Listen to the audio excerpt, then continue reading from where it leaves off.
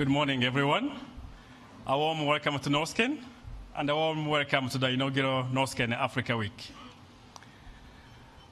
I was born and raised in a small farming village. For those who are familiar with the map of Rwanda, this is in Ruhango district of the southern province. When I was growing up, I had role models of my own.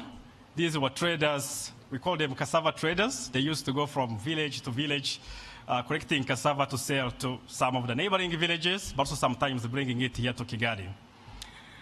Now, these traders, they drove these old Toyota Hilux trucks, and I was always fascinated with the smell of the dirty fuel that was coming out of these trucks.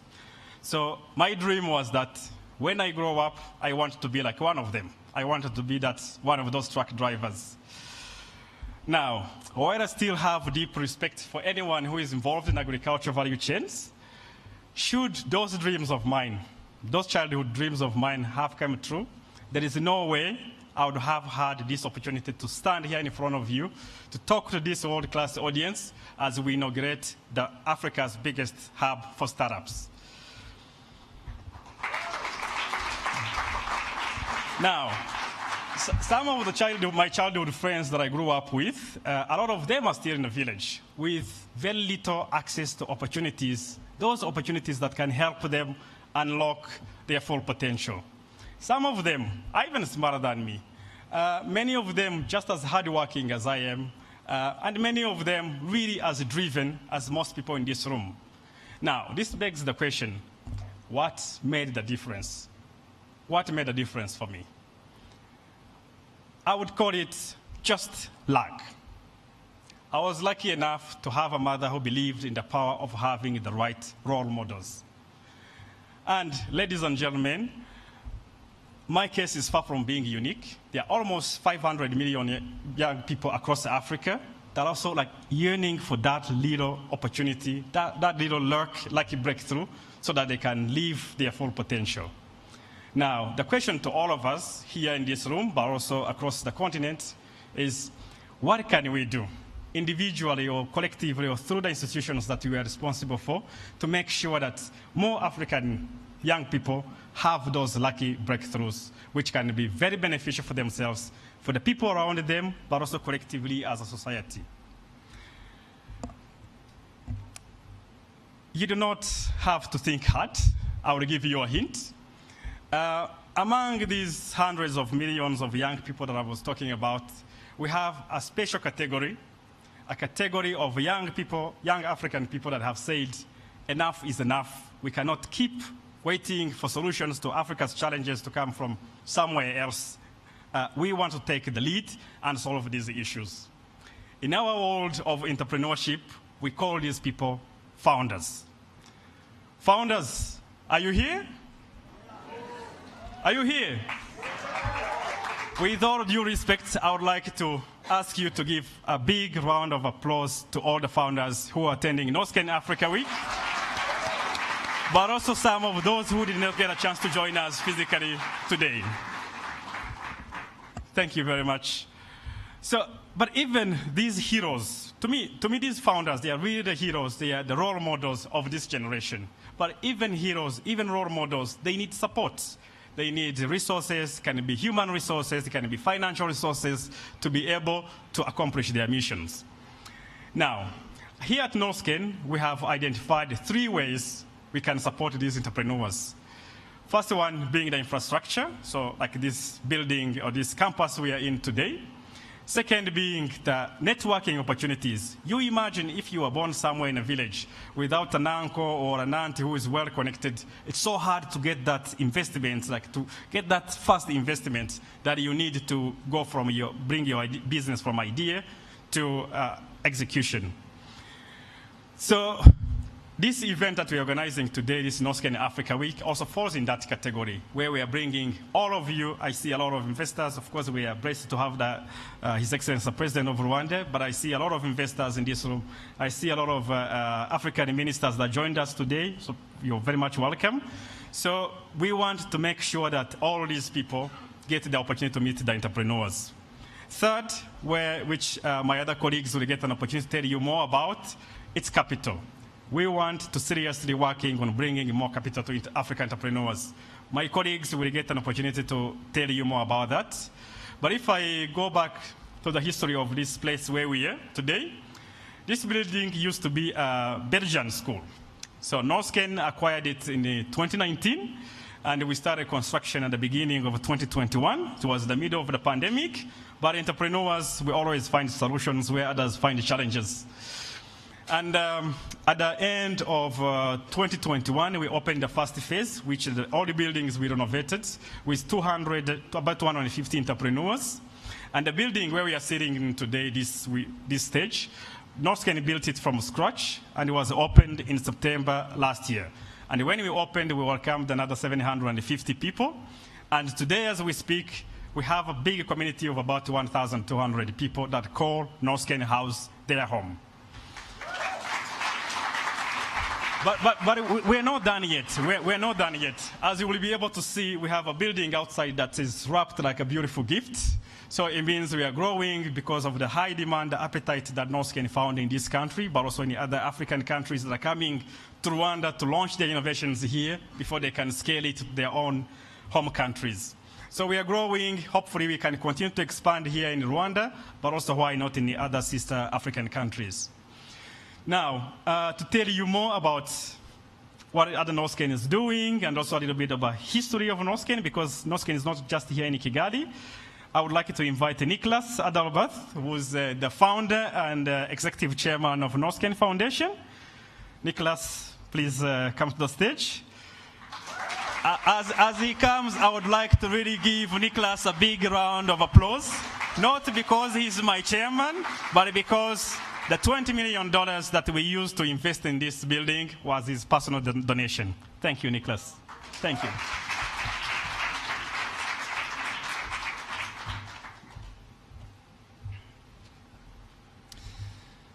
I'm a very, very slow learner. As a matter of fact, during my lifetime, I only basically learned 3 things. The first one, we have to go back all the way to 2004. I had just enrolled into business school in Stockholm, and I dreamt about being a banker at Goldman Sachs or a management consultant or maybe even work for Volvo. And it was the same thing with all the students around me. No one had ever heard about the concept of being a founder or an entrepreneur. This was something that you did in Silicon Valley, perhaps, but not in Sweden. Then, my childhood friend, Sebastian, came up with the idea behind Klarna. It's a buy now, pay later solution for e-commerce. And the problem was initially that we immediately ran into was that we had no money whatsoever to execute on this idea. So where do you start? I mean, we started calling people in the business magazine, wealthy people, obviously no interest, because the terminology of venture capitalists and business angels, it didn't exist back then. But we were very lucky, because in 2004, the business school opened up an incubator, a very small incubator with a couple of startups. And this made the entire difference for us. Without this, there would be no Klarna whatsoever. Because with this space, we had a place to go to work from. We had access to strong coffee and good internet. And we were among other startups that shared the same problems, and we got inspired by them and could discuss different challenges. It was very important.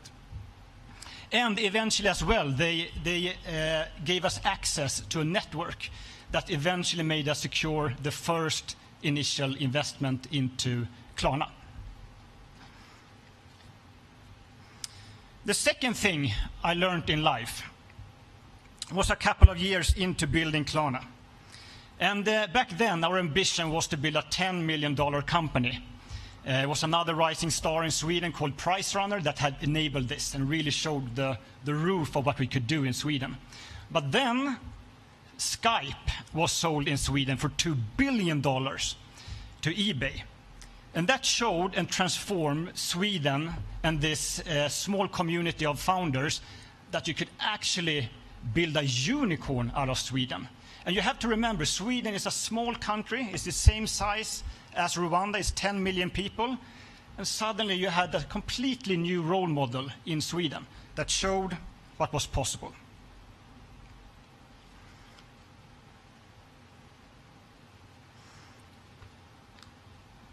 And after the success of Klarna, I learned the third thing in life.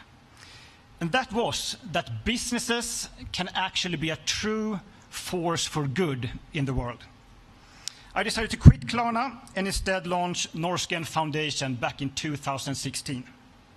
And the aim was to put the spotlight, network, and capital behind impact entrepreneurs.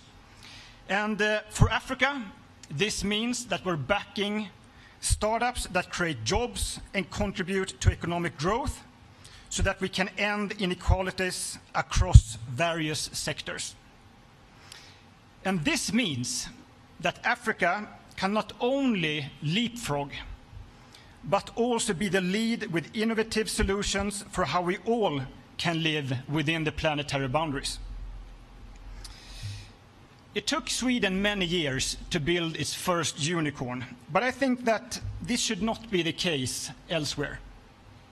Because of these experiences, we hope that the Norrsken ecosystem can contribute to accelerate growth. The growth of companies that solve some of Africa's and the world's leading challenges.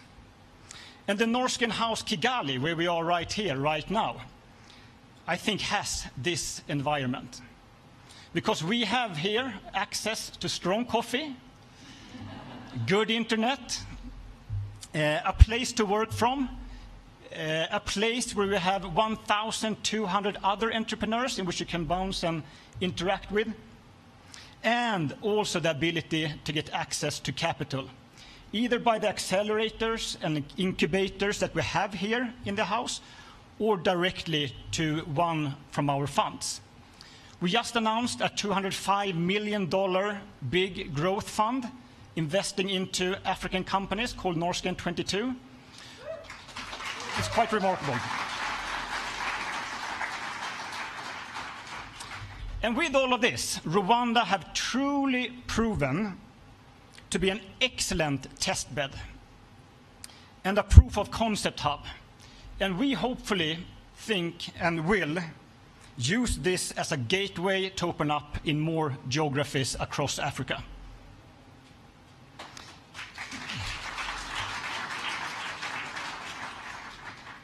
Your Excellency, distinguished guests, ladies and gentlemen, thank you so much for putting the spotlight on the heroes of tomorrow, the founders, that will create jobs and innovations for a prosperous future for all of us. And thank you also everyone that made Norrsken House Kigali possible. Thank you.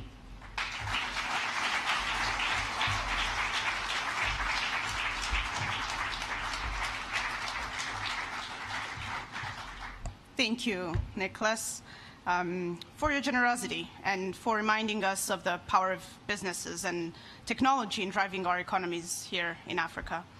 Also, thank you, Pascal, for reminding us that dreams are valid and that it's also okay and valuable to pivot when the opportunity presents itself. I'd now like to invite to the stage Honorable Paula Ingabire, our Minister of ICT and Innovation. Thank you.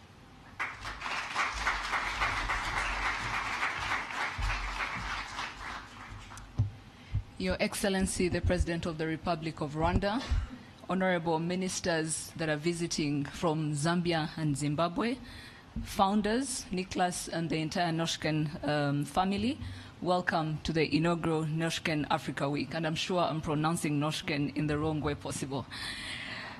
Today marks a week of celebrations, celebrating the ingenuity and creativity that African innovators have across the continent.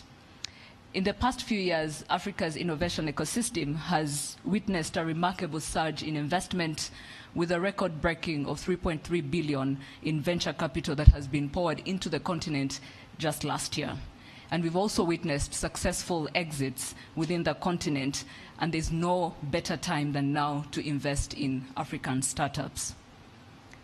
When Norrsken first announced the expansion into Africa in 2019, the aim was to build the largest, biggest hub for entrepreneurship in Africa here. And this was a bold vision for Norrsken's first hub outside of Sweden, but I want to take this opportunity to thank you, Nicholas, and the co-founders for really betting big on Rwanda and choosing to position your first hub here in Rwanda.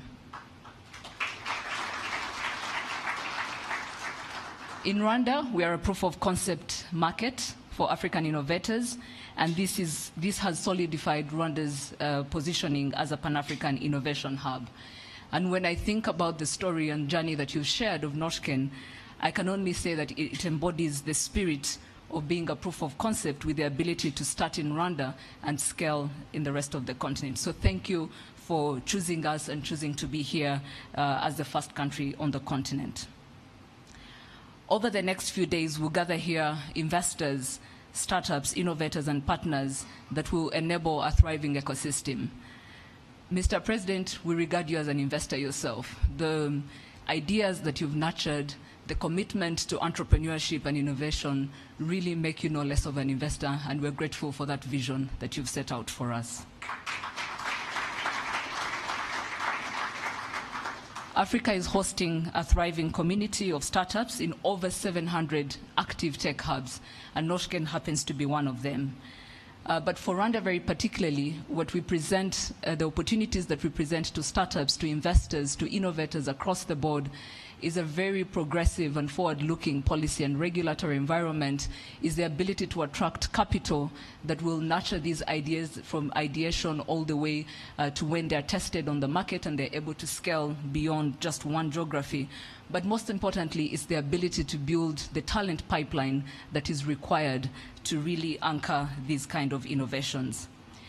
In conclusion, I would like to borrow from one of the leading universities in Sweden to say that in Rwanda, we are committed not to pick winners, but to make winners. I thank you.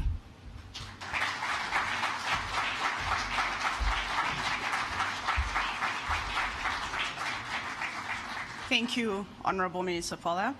It is my great honor now to introduce the fireside chat that will happen between His Excellency and Nicholas.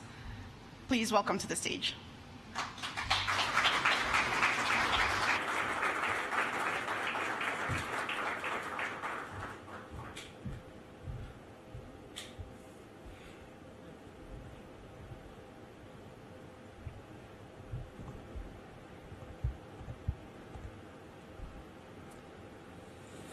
Your Excellency, thank you so much for making the time to come here today and join us for this conversation. So now more often than not, tech is by many people seen as a great equalizer for solving some of the world's leading challenges. But the key to enable this is and remains to be the access to capital. Your Excellency, why should global investors consider Africa as an opportunity for investments?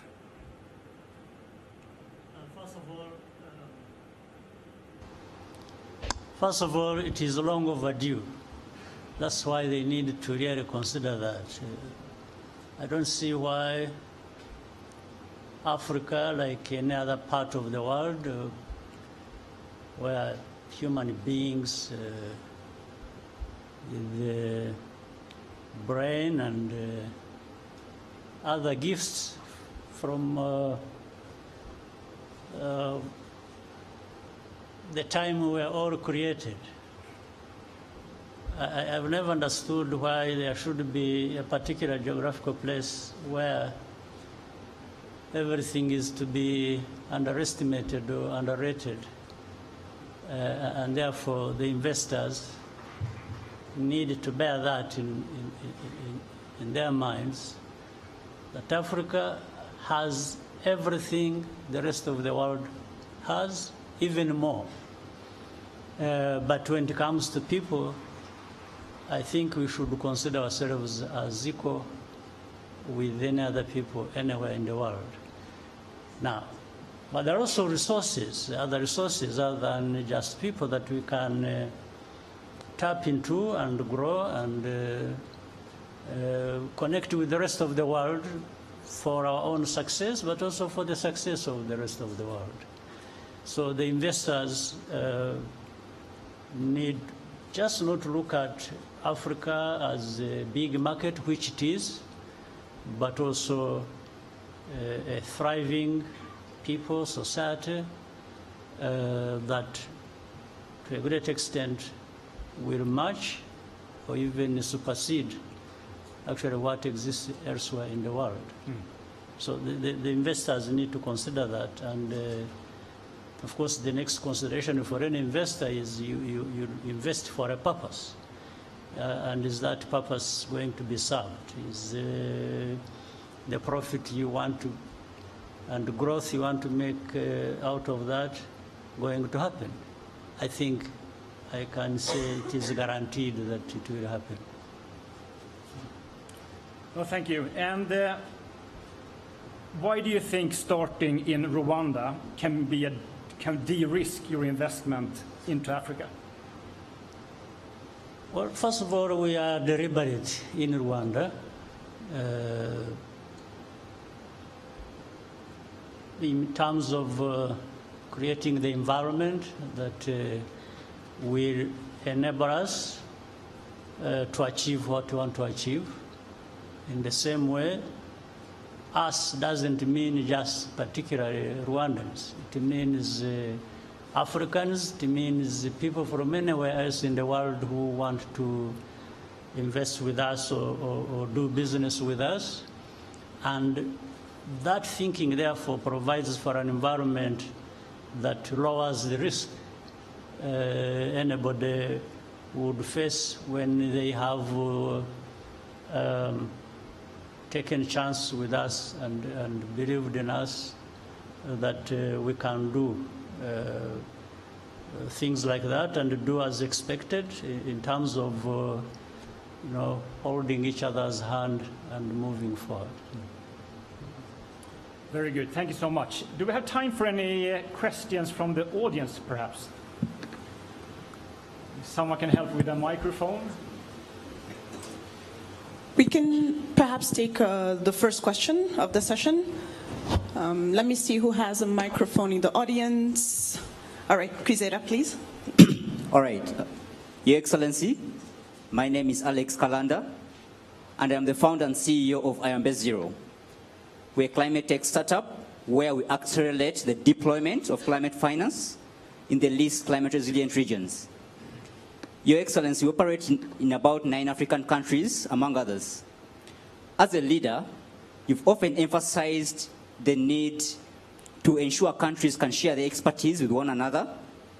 We break down barriers that can foster collaboration, but also emphasize the need for Africans to seek opportunities that give them a sense of dignity, as well as raising our expectations to global standards. Why is this level of Pan-Africanism or solidifying this collaboration very important for you? And what advice would you give us as we scale? Yeah. Thank you. I think Africa being where we are already speaks for itself in a sense that we are where we are in comparison with other countries across the world because of something that is lacking. And what is lacking that we need to be looking at and resolving is, one, do you have belief in yourselves? Do we Africans have belief in ourselves and what we are capable of? And then to move ahead and do what needs to be done so that we raise ourselves to the level where the rest of the world is. because I don't see anything else that is lacking in this sense. So one is the belief in ourselves. Two is doing the right things we must do. Again, you always bear in mind the environment, the rest of the world. What is it that could be done? And in that process, you are actually putting yourself on the path to regain that dignity that we should have had in the first place, but which lacks, especially when we have to compare ourselves with what we see elsewhere, and then sometimes we don't think of doing what we need to do to raise ourselves, but think about jumping to the other and asking them to lift us up. This whole process of putting yourself in a dignified position should not be something we should be asking somebody else to do for us. Nobody owes you a thing, really. You owe it to yourselves. Africans, we owe it to ourselves to lift ourselves up and work with others as equal partners. So I'm glad that you are involved in that space you've just talked about. That means you are rightly tapping into the opportunities available, whether it is original education or the environment that provides different opportunities that you are now ready to tap into, and the sky becomes the limit.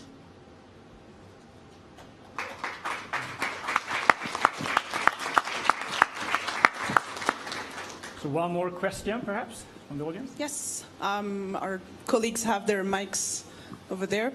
Thank you. Your Excellency, my name is Vicky Akaniwabo. I am the Managing Director of Hens Technologies Rwanda. It's a data and AI company that is building products for global companies, and our current focus is legal. I would also like to mention that I am a product of Carnegie Mellon University, Africa. Mm-hmm. Your Excellency, there's a global debate around artificial intelligence on things like its ethics, its safety, and for Africa specifically, things like its preparedness or readiness to adopt AI. I'm curious, what is your view on artificial intelligence, and what is your advice for us, the tech entrepreneurs who are trying or who aspire to help Africa leapfrog and also actually make it a leader in artificial intelligence? Thank you. Yeah. To begin with, everything new that comes to society raises certain concerns. In fact, let's begin with look at technology as a whole. Technology has a huge benefit, provides that and advantage in terms of productivity and different kinds of things, and it lifts people to a much higher level generally. But it is important to walk that path while you are thinking of what are the benefits in actual sense, but what are also the dangers that come with these new tools and thinking and so on to society. Now, there are now even more concerns when it comes to artificial intelligence. But those concerns should also be looked at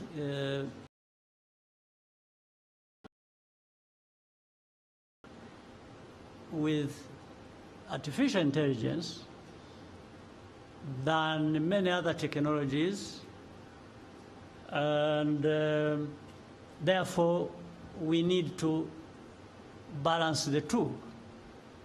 The accelerated benefits in terms of what AI provides as a new and sophisticated technology, but again with the same mind, what are likely to be the dangers, so that again people work towards managing that, regulating that.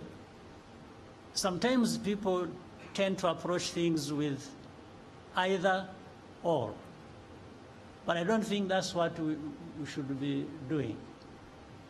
We should be saying, does this have benefits? To what extent? As a new thing. But does it also have some dangers? So how do we work to mitigate that and make sure that the benefits override on the dangers that are likely to be there?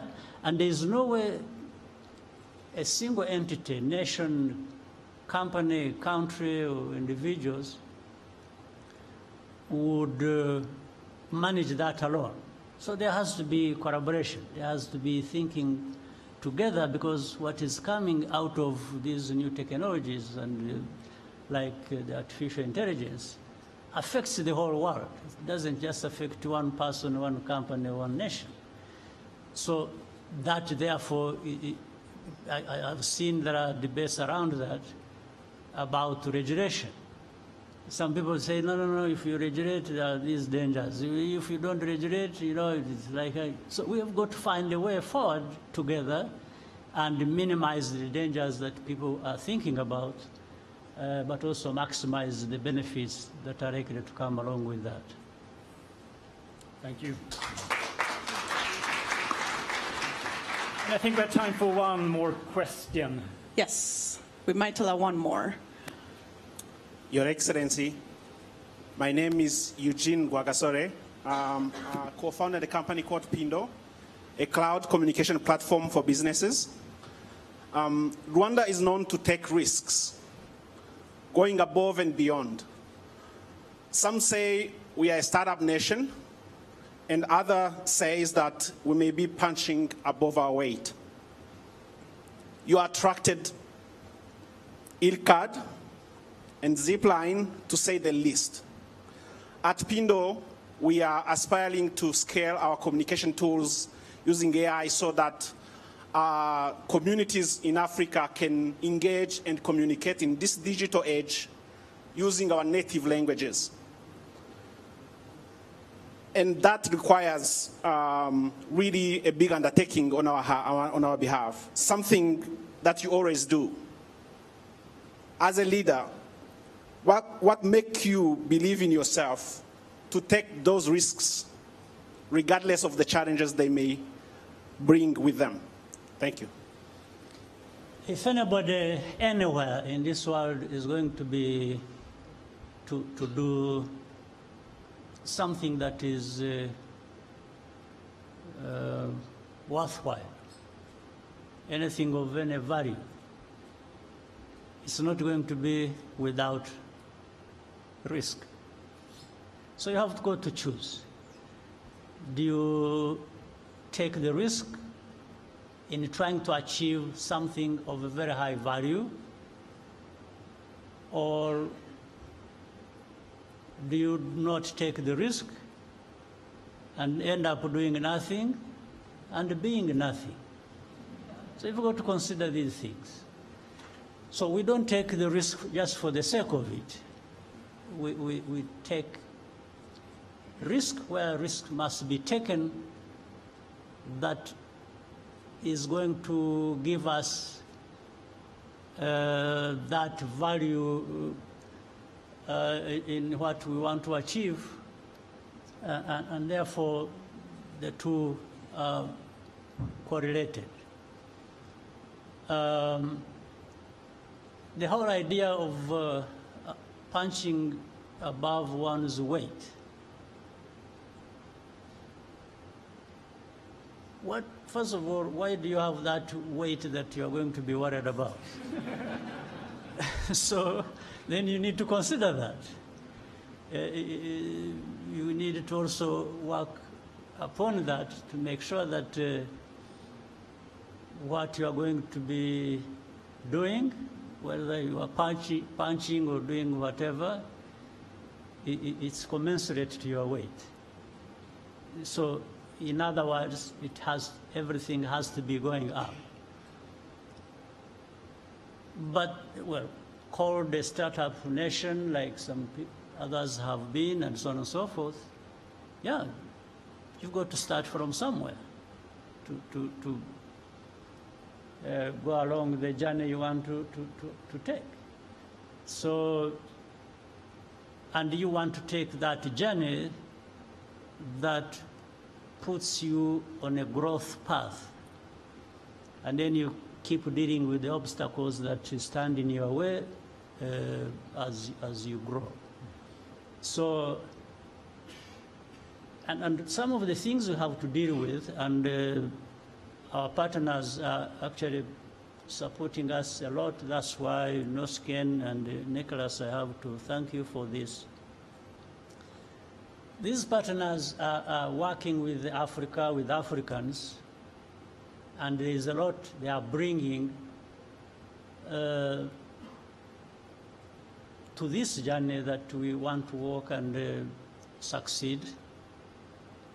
And the question is, Africa? Yes, I'm going back to the same question. We need to ask ourselves. And it doesn't matter the size of the country. Yes, Rwanda is a small country. Now 13.5 million people. There are bigger countries, even 10 times that or more. But does that stop anybody being important because the country is small? I'll tell you, the country can be small, but the value can be very high. So you've got really to have this mindset. Do you want to be big, but small value? Or do you want to be small, but very high value? So the equalizer is the value. And you can have high value when you are small, you can have high value when you are big. Ordinarily, the thing should be, well, the bigger should also give us the higher value. But it doesn't work like that, as you know. Yes, you can be big and small value. You can be small and high value. It is all embedded, locked up in our heads. What do you want to get? In other words, you can, well, saying startup nation, you can also say some of these nations are, in a sense, the idea. Is it a good idea or a bad idea? So if it doesn't matter what weight or what size of a country, if you are a bad idea, then there is a problem. But if you want to be a good idea, and therefore from this good idea create value, you will really, get as far as where you want to go, irrespective of your size. So, my dear friend, I have no apologies trying to punch above my weight.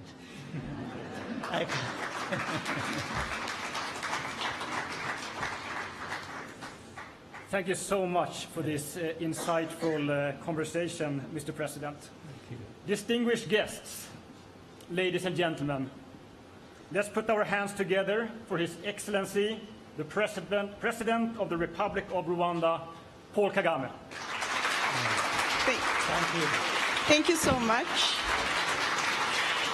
I'm going to use my microphone privileges and ask you, Your Excellency. I know there's so many entrepreneurs in this room who would love to ask you more questions, but we simply don't have the time for that. would it be okay if I asked you a few light-hearted questions in a rapid-fire round that you can answer in one sentence? All right. Sorry, Nicholas. We don't get this opportunity very often. Great. Okay, let's go. This is going to go by really fast. Your Excellency, what is your favorite social media app? I'm not very fast, so you'll bear with my speed. Let's go ahead. Okay, I'll take it a little bit slower. What is your favorite social media app? Twitter. All right. And what is your favorite thing about being a grandfather? It's everything. All right. What is the biggest unexpected successful government of Rwanda project or policy? It's try and change the mindset of Rwandans.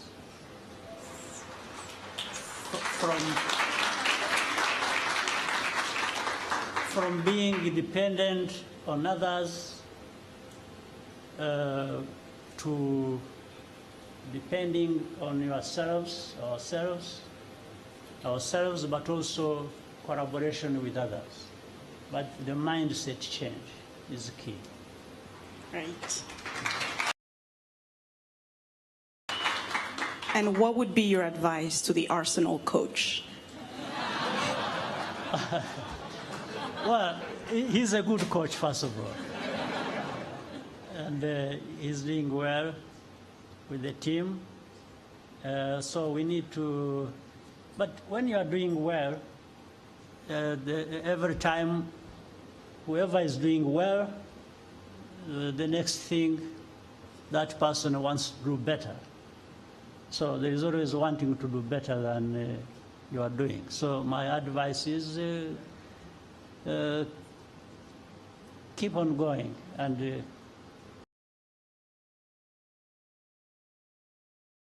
What is your favorite Kinyarwanda umugani?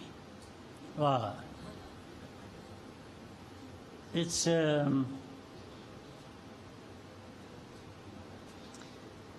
umugani said, uwanze kubwirwa ntabwo yanga kubona.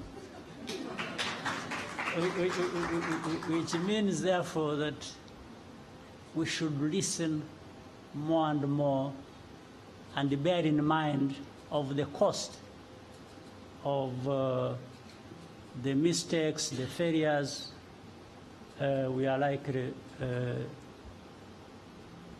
face.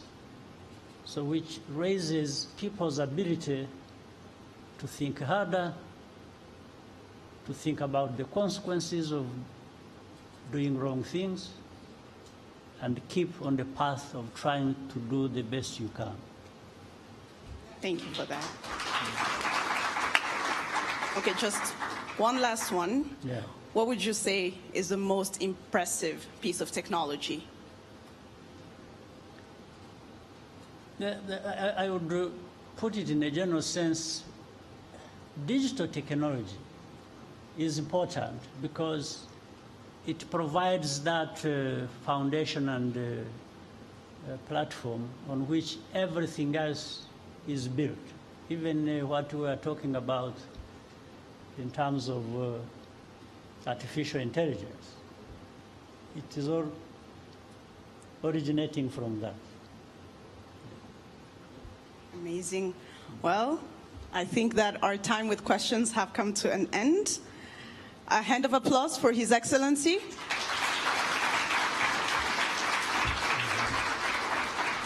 I hope that we're all leaving with something more. And please, ladies and gentlemen, help me send off our lovely president with a warm send-off.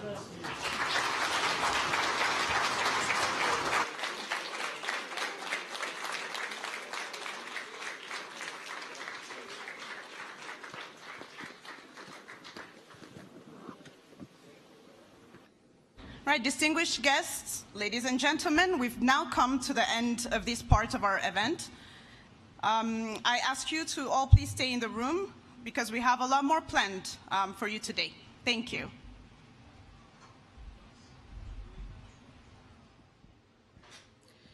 umuhango wo gutangiza cyangwa se gufungura ikigo cya Norrsken ku mugaragaro urarangiye. Umuhango wayobowe na Perezida wa Repubulika Paul Kagame. Norrsken ikaba ari ikigo gihuza ba rwiyemezamirimo cyane cyane bari mu rwego rw'ikoranabuhanga kugira ngo bungurane ibitekerezo ariko banabone aho bakorera, bitewe nuko usanga urubyiruko cyane cyane usanga bafite ikibazo cy'ibikorwa remezo, usanga bafite ikibazo cyo kubona imari. Muri Norrsken rero umwihariko bafite no kubahuriza hamwe bakabazanira abashoramari bashobora kubashoramo imari cyangwa se gushora imari mu mishinga yabo. Mu kiganiro Perezida wa Repubulika yagiranye n'uwashinze Norrsken, kuko Norrsken ntabwo ari mu Rwanda gusa, ngira ngo mwakomeje kugenda mubyumva amakuru anyuranye, yatangiriye cyangwa se ikigo cya mbere cyo ku rwego rwayo cyatangiriye muri Sweden, aho Nicholas washinze Norrsken yagaragaje uburyo yaje mu Rwanda bitewe n'amahirwe ahari. Ariko mu kiganiro yagiranye na Perezida wa Repubulika yagarutse mbere na mbere nyine kugera ku mari, kuba bikiri ikibazo, amubaza icyo abona kibitera, ariko anabaza Perezida wa Repubulika umwihariko waba uri muri Afurika. Perezida wa Repubulika Paul Kagame yagaragaje ko Afurika ifite ibyo abandi bose bafite, cyangwa se ibyo ibindi bihugu, ibyo iyindi migabane yose ifite, ndetse nkuko bishobora kuba binarenze, ariko agaragaza yuko umwihariko ari ukureba Afurika nk'umugabane utera imbere. Yagize ati abashoramari ntabwo bakwiye kureba Afurika nk'ahantu ho gushora imari kubera ko ari isoko rinini gusa, ahubwo bakwiye kureba Afurika nk'ahantu ho gushora imari kubera yuko hatera imbere. Ikindi cyagarutsweho ni amahirwe u Rwanda rugenda rushyiraho, aho Perezida wa Repubulika Paul Kagame yagaragaje yuko u Rwanda rwashyizeho uburyo bwo kugera ku byo rwiyemeje. Agaragaza ko kuba rero Norrsken Africa iri mu Rwanda, ifite icyicaro mu Rwanda, ari ikintu cy'umwihariko kubera iyo klima cyangwa se ubwo buryo nyine u Rwanda rwashyizeho mu rwego rwo koroshya ishoramari, mu rwego rwo gufasha buri wese kugera ku cyo yiyemeje, cyane cyane ba rwiyemeza mirimo. Hanyuma ikindi Perezida wa Repubulika yagaragaje muri iki kiganiro yagiranye n'uwashinze Norrsken ariwe Nicholas, Perezida wa Repubulika Paul Kagame yagaragaje yuko Afurika ikwiye kwihesha agaciro. Agaragaza yuko hari aho iri bitewe n'ibibazo yagiye ihura nabyo, atari ko Afurika niyo yonyine ikwiye kwihesha agaciro, kubera ko ati burya mu buzima umuntu niwe wihesha agaciro, nta muntu n'umwe ufite inshingano zo kuguhesha agaciro, ahubwo wowe ku bwawe ni ukwiye kwihesha agaciro. Ba rwiyemezamirimo rero kandi bakorera hano muri Norrsken bagize n'amahirwe yo kumubaza ibibazo bitandukanye. By'umwihariko hari uwagaragaje ku bijyanye n'ubwenge buhangano, agaragaza ati isi yose cyangwa se benshi barasa n'abagaragaza yuko ari ikibazo, ariko Perezida wa Repubulika Paul Kagame yagaragaje yuko ikintu cyose gishyashya kifatwa nk'aho ari ikibazo, atari ko burya buri kintu kizana ibyiza n'ibibi. Icyangombwa no gushyira ku munzani ukareba ibyiza n'ibibi bishobora kuzana, ariko ugaharanira yuko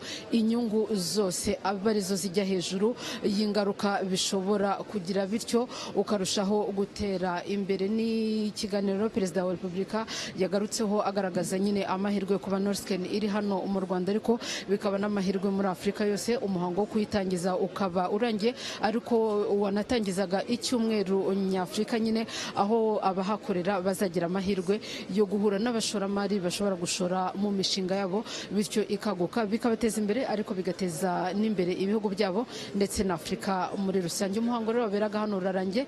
Reka mwe mukurikiye televiziyo Rwanda mbashimire.